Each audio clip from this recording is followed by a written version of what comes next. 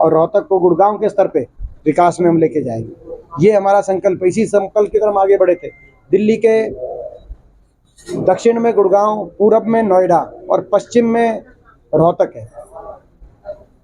गुड़गांव और नोएडा के बराबर स्तर का विकास रोहतक में हो, ये बात सोच के ही हमारी सरकार के समय एक विकास की नींव डालने का काम हुआ था रोहतक में।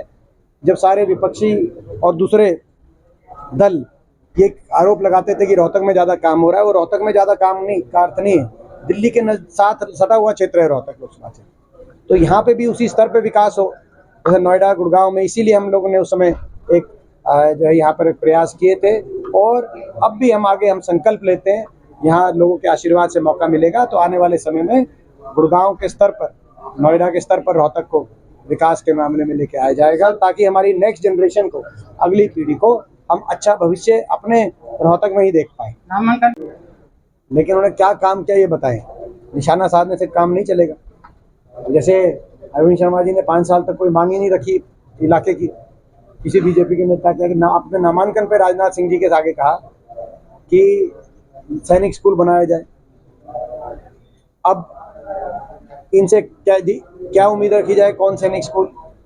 इन्होंने तो सैनिकों को ही अग्निवीर बना दिया। अग्निवीर स्कूल बनाया जाए ये मांग करते तो हम समझ सकते थे।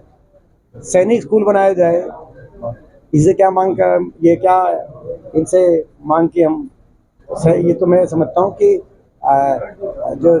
मैंने तो शुरू से एक बात कही है, काम और आचरण 2 चीजें होती किसी जनप्रतिनिधि में।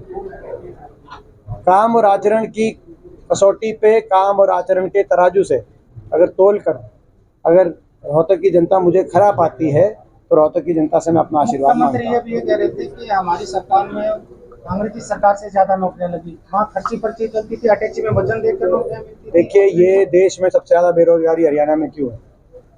ये वो सरकार है जहां पिछले 5 साल में तो कोई भर्ती नहीं हुई, सीटी में उलझा दिया नौजवानों को। जो कुछ एक लिस्ट एक आधी लगी उसमें हरियाणा से बाहर के लोग लग गए हरियाणा की लिस्टों में।